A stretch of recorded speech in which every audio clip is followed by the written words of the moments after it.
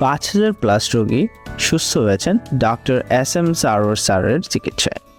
এই বিশ্বখ্যাত ক্যান্সার গবেষক তার অভিনব হোমিও চিকিৎসার মাধ্যমে অসংখ্য রোগীকে নতুনভাবে বাঁচতে সাহায্য করেছেন। যে রোগীরা একসময় বাঁচার আশা হারিয়ে ফেলেছিলেন তারা আজ সম্পূর্ণ সুস্থ জীবনযাপন করছেন।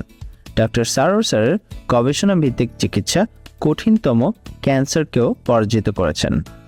সুতরাং সিরিয়াল দেওয়ার জন্য আজই যোগাযোগ করুন নিচে দেওয়া নাম্বারে।